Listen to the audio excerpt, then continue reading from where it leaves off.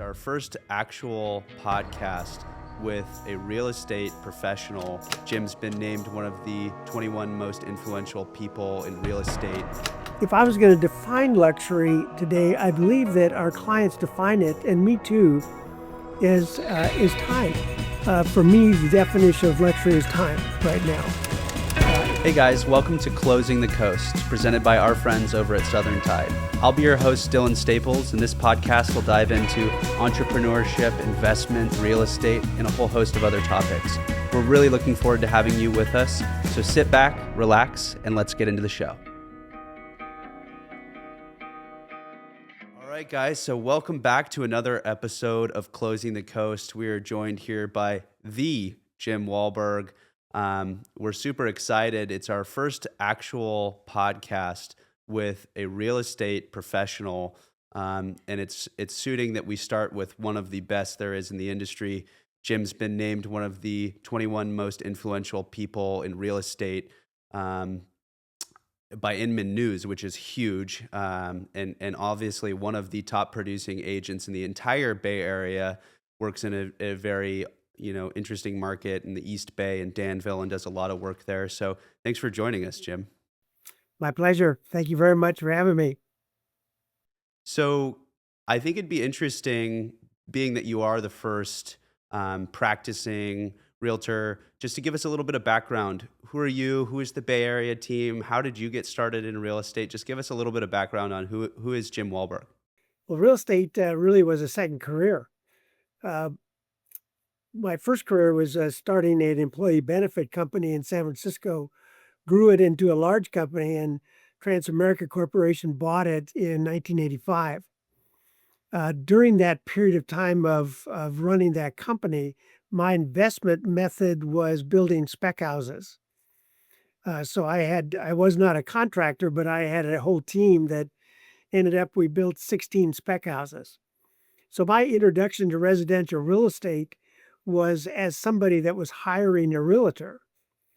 I was completely disappointed with each of them and their performance. Never rehired the same realtor, and was pretty discouraged about that industry. After my 5-year non-compete clause was over with Transamerica Corp, a friend of mine asked me if I would like to start a real estate company in Danville with him. He was a veteran of the industry, one of my best friends, and I said, absolutely not. I did not want to participate in residential real estate, and I told him why. And he said, I don't want you to be a realtor. I want you to be the managing partner and grow the company. He said, I'll be the broker, I'll be the realtor. And I said, the only way I'll do that is if we share an office and that your desk and mine are side by side so we could hear each other what we're doing. In that first 4 months, I witnessed one of the most amazing professionals in any industry. And I asked Dennis, I said, I'd like to get my real estate license. And if this is what it's like, the way that you practice in real estate, I'd like to do it with you. And that was 1990. In 2005, my wife, who was also a practicing real estate professional, and I started our own team. We did not start a brokerage, but we started a team. It's called the Bay Area team, and that started in 2005. We're now a team of 5. We have 4 other agents that are with us, and one of them we brought in as a partner. We have 2 support staff, and that's what our team looks like. We serve the East Bay of San Francisco Bay Area. There's 6 districts in San Francisco Bay Area, and we serve one of those districts in the East Bay. So geographically, we're about 20 miles southeast of Berkeley. So that's about our team and some of that background. So I think what's really interesting, and I think a lot of people end up getting into real estate as a second career, as we know. We meet a lot of professionals that are getting into real estate as a second career. But I think what's most interesting about your story is you weren't looking for real estate. Real estate kind of found you, and you were actively not looking to get into real estate because of the experience that you had with a number of, let's call them professionals, but for for lack of a better word, but their actual experience was everything but that with you. So I think that's a really interesting way, and I think as we go along this podcast, I think it'll show everyone that that's kind of shaped how you operate your business, why you've gotten so successful, because you operate your business completely different than, let's call it, the average approach to real estate, because I think that's everybody's experience. I mean, you can correct me if I'm wrong, but I think a lot of people, and the common perception that people have about real estate is not that impressed because they deal with people and they've had those same experiences that you've had. So that's when they run across the Bay Area team and they experience, a higher level of care. That's when, their mindset shifts just like yours did. So I also want to give a little background as to how you and I know each other and rewind that tape, which was, just over, I would say, almost 3 years ago. I got a call from you about a client, and you had seen our stuff via channels with Compass. We're both at Compass, a fantastic brokerage. Obviously, we both really appreciate.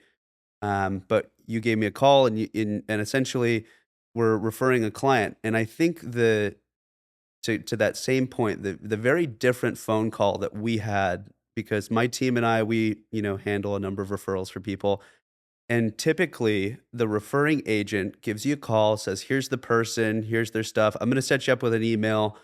Boom, end call, right? And you had a way different approach because of how you run your business. Jim calls me, he says, "Hey, I saw you, obviously you're accredited. I've seen multiple streams where people have, vouched for you."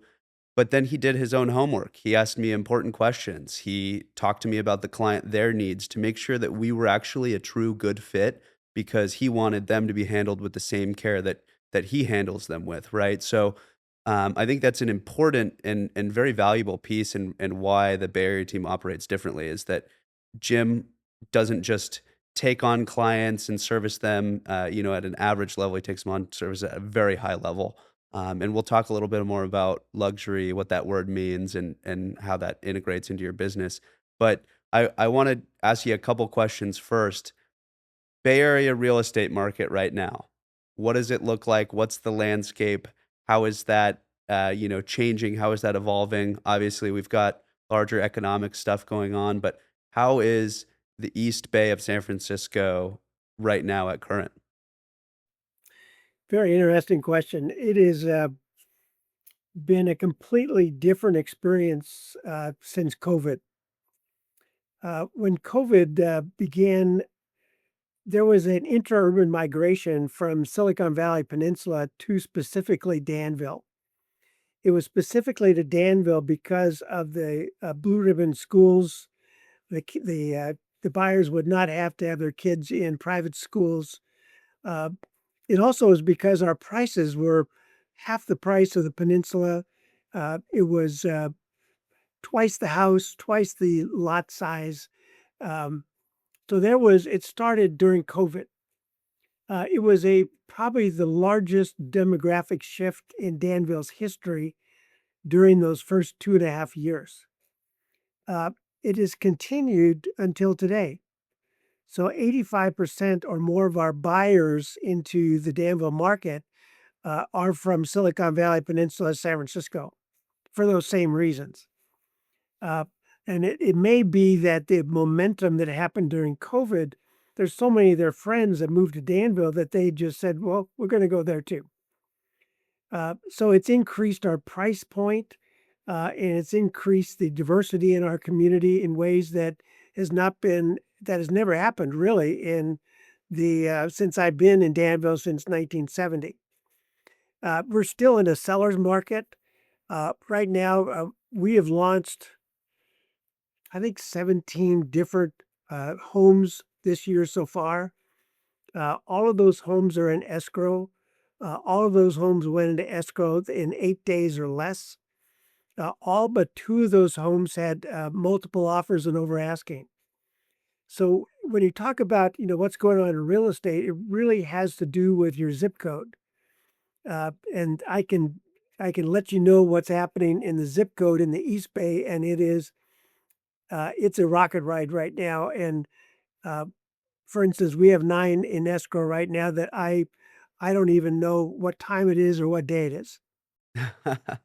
You guys are staying super busy, but that goes to the high touch nature of your of how you guys operate your team. So business is booming, and it has been, essentially since COVID. Obviously, we've seen some, as I talk to other professionals in the Bay Area, we've seen some minute slowdowns, but not enough inventory has come back across, I would say, largely coastal California for us to really move back into that buyer's market where there's enough supply for them to be choosy about, which house they want or, what price point they're going to buy at. So it's been a huge momentum shift. So how is, we talk about this word luxury, and I think in real estate, as we look at, different articles that come out and different, people, as soon as you get into real estate, you see these people pop up on social media as a luxury realtor, right? Like it's this just kind of word that's lost a lot of its luster, and I think it's lost a lot of its, impact. But if we go back to really what does it mean? How do you define luxury? I watched another podcast with Jim that he's done, and I think you had a really poignant way of describing how you guys operate as a team and how what you guys define as luxury and the experience that you guys provide. So I'd be interested to hear how does that differ from everybody else that's selling, let's call quote unquote luxury real estate in Danville and the greater East Bay? This is a great question, Dylan. We are not in the luxury business. We are in the business of helping families transition from one location to another. It doesn't matter what the price point is, we are here to help families. It does happen that over these past 35 years, our price point has evolved into being somewhere around $2.5 million. It's not because of us, it happens to be because of our zip code. But we're helping first-time homebuyers of our clients' kids get into houses. Uh, so price point is not an issue with us, and it's not something we focus on. We focus on how is it that we can help uh, those that are interested in getting into real estate or selling real estate to transition from one location to another. Uh, if I was going to define luxury today, I believe that our clients define it, and me too, is time. For me, the definition of luxury is time right now. It's not about a Rolls Royce. It's not about a Rolex watch. It's not about Ferragamo shoes. It's about time. And anything that our team can do to streamline the experience of buying or selling a home that saves these folks time or honors their time is in the category for us of luxury. So I don't know if that is the answer you expected, but that's our viewpoint on it. No, absolutely. I mean, that's a really great answer to that question. I think the misconception, or at least maybe it's the modern, understanding of luxury, that it's a price point, that it's the top 10% of your market, that it's all these different things. But I think when folks and specifically people in the industry focus on that, how do I get a $10 million listing? What they're not focusing on is the right questions, and those are the things that you're answering for your clients and why you've built a very successful business is luxury is the experience. It's how does that person feel when they call Jim? Do they feel like they've gotten their questions answered? Do they feel like he values their time and honors that? Do they feel like everything has been kind of taken care of for them so they don't have to worry about these issues? That's true luxury. When you talk to people across all price points, that's what they want out of the experience. And I think when you focus on price point, you lose that whole focus of how do I provide the absolute best experience to my clients, which is what you've built your entire business, the backbone of your business on. So that is exactly the answer I was hoping you would give because I know that's how you guys operate. So what are you seeing in terms of the next year, 2 years? Do you guys focus on how does the market look in the next year or two, or are you guys focused primarily on how to assist your clients day to day, week to week? There's probably two different answers on that question, Dylan. Um, the real estate market, the equity markets, um, hate uncertainty. And we're in the midst of a massive moment of uncertainty in our country. The the benefit that we have in the Bay Area is that amazingly, we are pretty isolated from what's happening in the rest of the world. If you drew a circle around the Bay Area, it's really dominated by the tech industry. We so far seem to be bulletproof. Uh, Never did we imagine that NVIDIA would be one of the drivers right now in the Bay Area. Uh, so, from a future looking, uh, we're only looking at our stats over the last 35 years. I don't look at next year. Our stats tell us that the highest price point of the year in 2025 will be in the first quarter for people that are selling their houses. Uh, we know that by July 15th, our community seems to exit and everybody goes on vacation. It's almost like Europe in August. Our market re energizes the week after Labor Day. And of the 4 quarters of the year, the first quarter and the fourth quarter happen to be the most active. I only know that because of the last 35 years of statistics, but I really don't have a thought about um, next year or the following year. That's a great perspective, is to look back and guide people with the past 35 years. I think everybody, the anxiety and the angst that we felt over the last, I would say since, COVID started, we've had this, very big, large buildup of anxiety and angst, just nationally and with people in their personal lives and relationships. Um, and I think it's always this looking forward of, oh my gosh, I don't know what's next.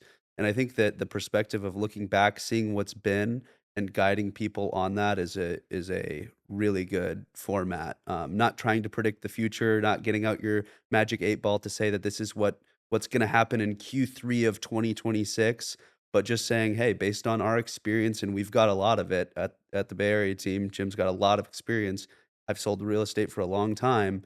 This is what we've seen year over year. This is what happens. The kids get out of school, people go on vacation, they're not focused on buying a house. So if I can guide you, it's before then or after, you're gonna have the best results. So what a great outlook. And you guys have some absolute blue chip marketing that you guys put out, your website. You've been on podcasts, you've been, all of these things. You've got, excellent people on your team that do the marketing. So how does your marketing and how you guys represent properties, how does that differ from, let's say, another, top producer in your marketplace? I have to tell you, I don't know. I can tell you about our marketing. We have 1,500 families in our database that we have served. That group to us is priceless. We touch that group. We have a system in place where that group is touched by us over 40 times a year. We tell them we're like a bad cold. We are never going away. And that 1,500 families are the ones that really support our business. Uh, we've had probably 95% of our the people that we're serving are referred to by those 1,500 families, friends, family, helping them. That I think the average number of transactions we've had per member of our database is probably 5 or 6. Uh, so I I'd say that the thing we do best is our consistency of touching our database. That comes in a form of handwritten notes, of phone calls. I have just a discipline of calling 3 of our folks in that database every day, just checking in. Uh, Postcards, special events. We've got a big shredding event next month that's coming. It's our annual shredding event. Uh, we have our pie event. We have a Martini Friday event at our house. Uh, So we're just very, very involved with those 1,500 families. And I'm not sure how others uh, handle their marketing, but that's a snapshot of what we do. So further on that, obviously there's the secret sauce, and we don't need to get into exactly how it's made, but the end result is properties. Those families are trusting you, and they call you and they say, "Hey, Jim, we've got to move for whatever reason. Maybe we need a bigger house. Maybe we're downsizing. Maybe we're got a new job offer, and we want to be closer to this area or what have you." But they call you, and then that house is getting prepped and getting on the market, sold in 8 days. And I think I'm not exactly who put it so poignantly, but a lot of people, the social media things go out, sold in 8 days. They don't see all of the process that takes to get to that sold in 8 days mark, right? To them, it's wow, Jim just threw a property up on hit me on Zillow. There's some pictures of it, and it's sold. Walk us through, because I know you guys are heavy in, getting properties ready for the market so they can sell in 8 days. I think that's a very big difference. So walk us through, "Hey, Jim, I called you. I've been in this house for the last 25 years. We've loved it. It's our family home, but I haven't done anything to it, and I want it to have that same result. I want multiple offers. I want it to sell quickly, and I want the highest price." Walk us through all of the nitty-gritty that you guys have to take on to make sure that that result is the best for your clients. Dylan, if somebody contacted us with that script that you just presented to me, uh, we're going to dig a little deeper to find out if it's true. Because if it's true, they're going to have to spend sometimes up to 4 months to get their home prepped for its launch. One of the things that we're known for, our team is known for, is that the houses that we launch are generally in turnkey condition. Because of that, they get the highest price possible, multiple offers, uh, and it takes months sometimes of very diligent work for us to do that. I never dreamed that we really were going to be project managers, sometimes construction project managers. I never dreamed that. Uh, Fortunately, Anne Marie, my wife and business partner, is the person that is our project manager for these projects. And she just runs them like a military operation. We have a entire game plan mapped out, entire calendar mapped out, drop dead calendar dates that things must be done, and she manages it all. Uh, but it is not putting a sign in the yard and getting multiple offers. It is a really behind the scenes, very hard work that's done by our team to end up launching a turnkey house. Yeah. Reputations are not built overnight, and I think you're a testament to that. I think what's interesting, and maybe you can expound a little bit upon this, you kind of touched on it.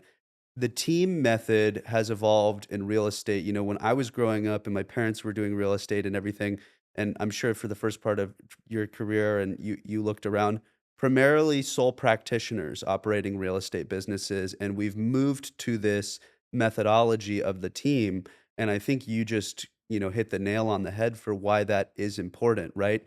You have different skills and talents that you were born with, that Anne Marie has different ones, that Julia has different ones, that people on your team have different skills and talents that they were born with, but the collaboration of the whole is what creates the success, right? I think a lot of people look at real estate and they go, put the sign in the front yard. When you consider you have to be a project manager, a contractor, essentially managing, subs and their independent relationships that you have to, nurture, managing the client relationship, managing the other subcontractors that come from the real estate side of things, managing other agents as they come through, managing potentially all your other clients at one time. It's a lot going on for one person. And to be able to do all of those things at the same level as a team may not be, achievable. So I'd love to hear kind of your perspective as somebody that's seen the industry evolve into this team method, and somebody that's also taken kind of that method and run with it, as to why that might be the most successful. Dylan, I don't know how I would be practicing real estate today without our team. I would probably cash it in and go off sailing somewhere. Uh, our team is right now a really well-oiled machine, and each of our team members have their skills that they bring uh, to our clients, and we all support each other. During COVID, it was really demonstrated to us that how important the team was. As you know, I think it was March 16th, 2020, all offices were closed. Uh, we made a decision as a team to be our own bubble, and we were in the office every day without anybody there. Uh, where it was probably, I know that our brokerage probably wasn't happy about that, but we were there every day throughout COVID. And I don't think that we would have had the results during COVID without the collaboration of our team. Um, I'm so proud and so grateful for each of the members that are part of the Bay Area team. And you were talking about Julia. Julia has been just a bright light brought into our team where she started off as an intern between her junior and senior year at Gonzaga.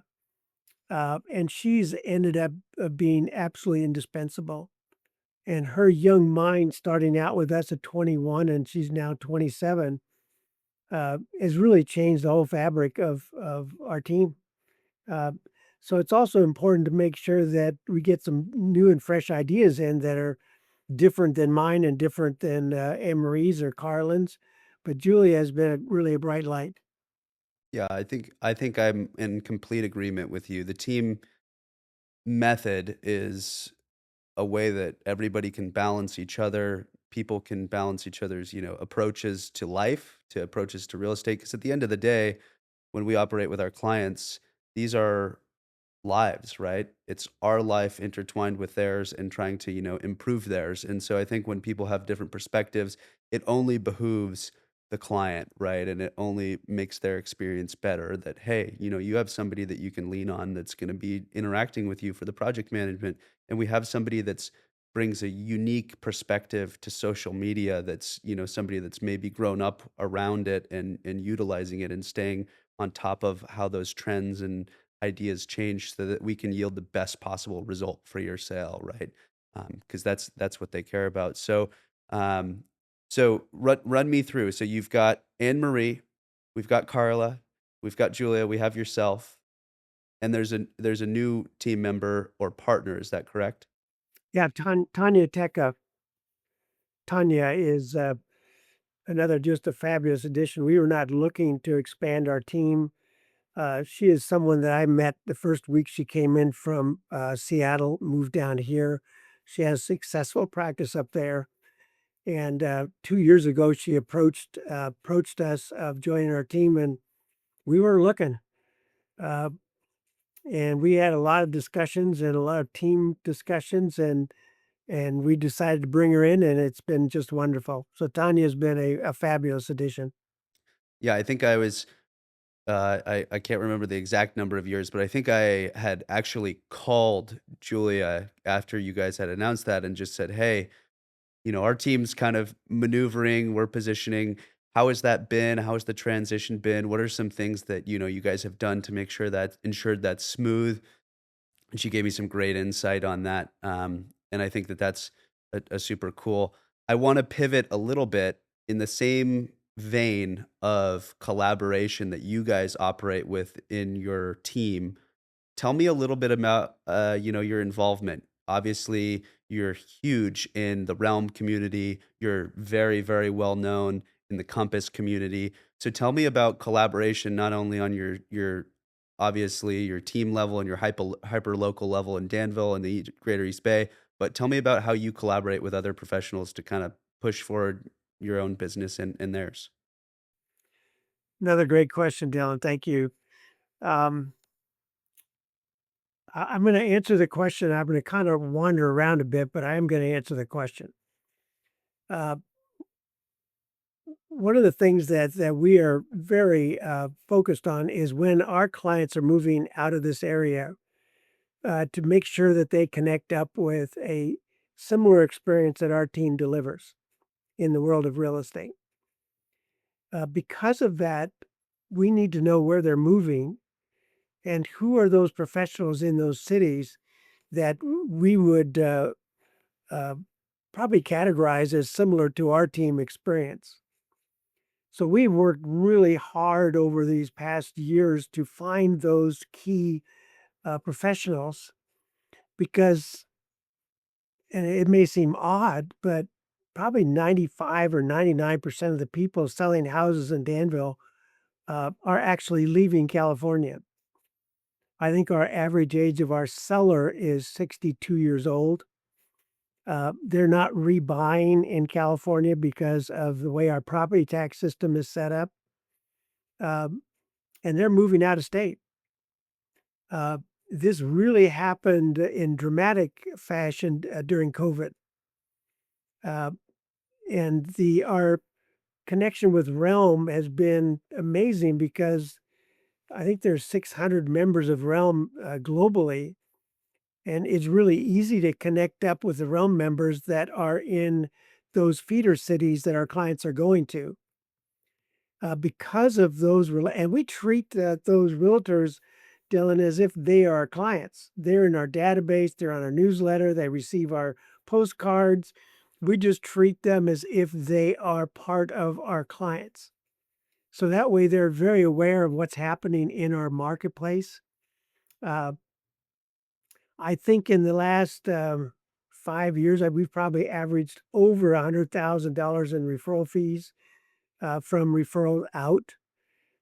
So those relationships with those folks in the feeder cities are critical to us. And it may seem callous, but our clients are not going to they're not going to St. Louis.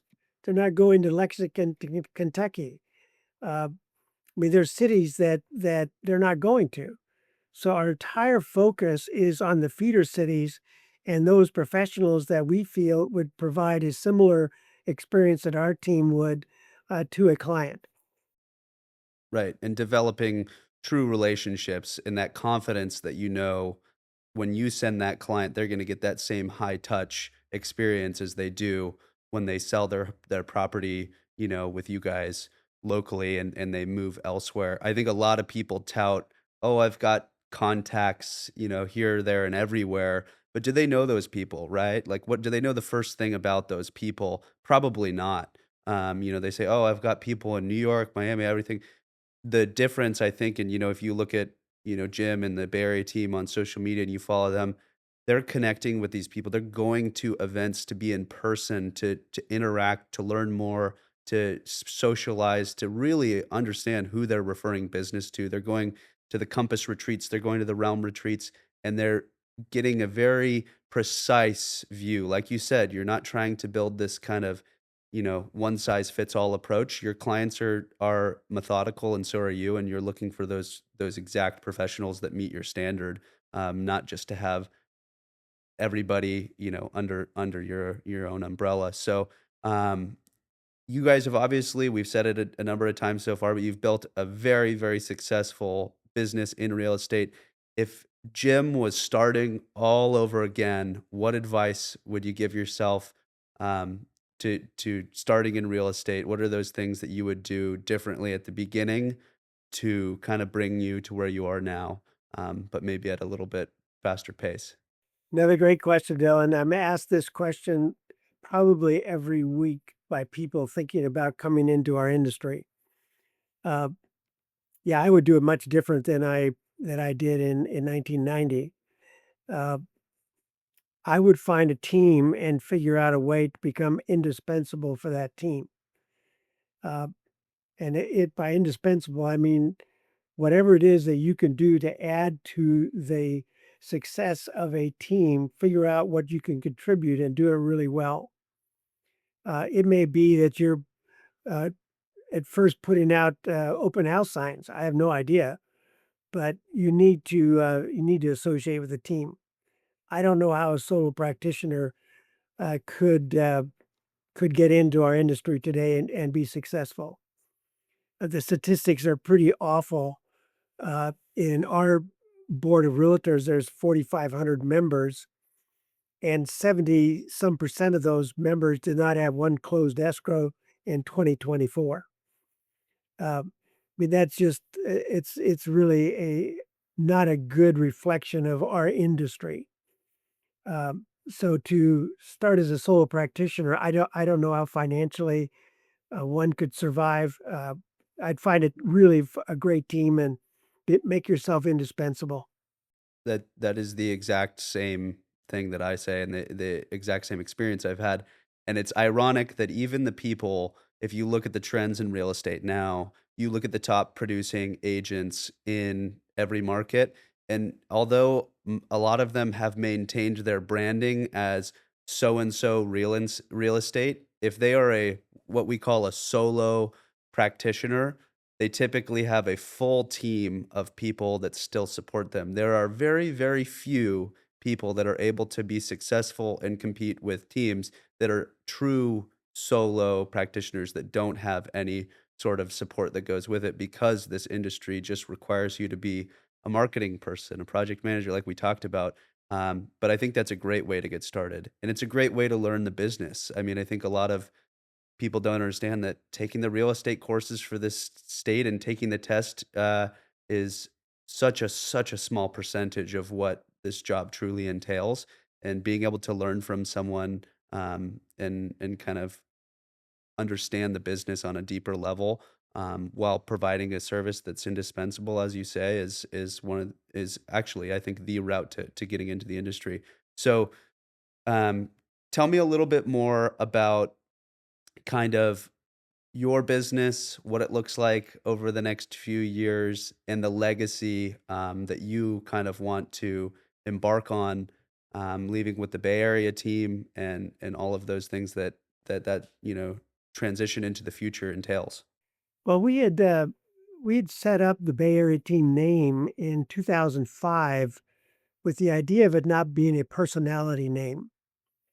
A personality name is pretty impossible to have it be a legacy business.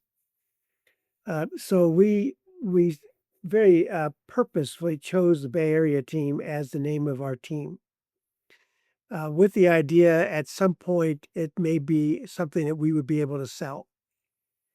Uh, what I think is going, what I know is going to evolve over the next several years is that one of our team members is going to end up taking over and buying Anne-Marie and I out. I don't imagine that we'll become invisible with the team, but from a responsibility standpoint, it may be a lot less. Uh, Maybe I would be the face of the team emeritus, uh, but not with some of the 14-hour days that we're living right now. Um, but we are actively in the process of figuring out the design of what that looks like, to transition somebody to buy our practice out.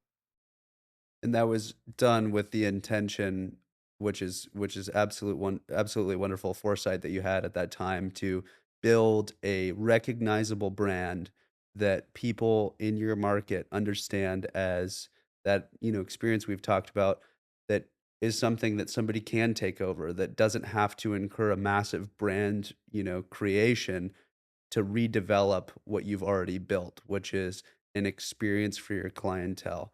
And I think that that's fantastic. I think that what you've built and what you've created as team expectations is that's how clients are serviced and that people will continue to buy into that brand long after you're sailing around the world and enjoying time with, Anne Marie and all the different countries and all the new passport stamps you guys will have. The brand of the Bay Area team will no doubt live on and continue to flourish in your marketplace because of all of the steps you've taken to build your legacy. I know there's a lot of agents that might be in your, in your same position where they're looking at the next 5, 10, 15 years even in some cases and going, how do I build out a legacy and build out, the transition for myself? And there's not really a guidebook to that in our industry. There isn't anybody that's published a book saying, here's how to transition out of being a team lead in real estate. So I think what you've been able to do and your intention is going to be very, very fruitful in that transition. And I think everybody that's worked with you and worked with your team will continue to do so. But we definitely recognize that. Let me interrupt you for a second, Dylan. The challenge about the transition out is the critical part is having that person that buys us out, transition them into having the trust card that we have with our 1,500 families. If we just left without them integrated into our business and them also getting that trust card from our 1,500 families, our business would actually be worthless. We have a very specific structure and game plan for that transition that at some point, if you or your viewers would like a copy of that, I'd be glad to send it to them. Again, no roadmap for the real estate industry to do this, but we've created a structure that we think is one that's going to work really well. Everything, I think the hallmark of this episode with you and your business is everything is done with intentionality, right? It's everything is done with the idea of what are the repercussions of this? How do we solve these problems, from emails with clients to their issues, to what are our personal goals and aspirations for our own lives, and how do we successfully transition that business? It's not that's a 10-year from now problem. It's a let's solve that and integrate this person into our business so our clients, know and trust them and love them just like they know and trust and love us. That's something that I think myself and my partners, and when we look at successful examples of people that have built a business, created that trust, and obviously have a full framework of how to build, grow, scale, and also transition. I think you guys are a very, very good example of that for the real estate industry, and we're definitely appreciative of your example that you've been able to set. Thank you. Well, thank you so much, Jim. This has been really insightful. I think, anybody watching, from a consumer to an agent to anybody that stumbles upon this video, will find some absolute value in the things that you've been able to kind of communicate in the example that you've set. They're all over social media, all over the internet. If you look up Jim Walberg's name, the Bay Area team, any of this, you'll find tons of collateral on these guys, and really great examples, again, of how to operate as a business, how to operate as real estate professionals. And if you are at all looking for somebody in the East Bay to service you at the highest level, these are the people, without a shadow of a doubt. So thank you again, Jim, for coming on, and we really appreciate your time. My pleasure, Dylan. Thank you for the invitation. All right.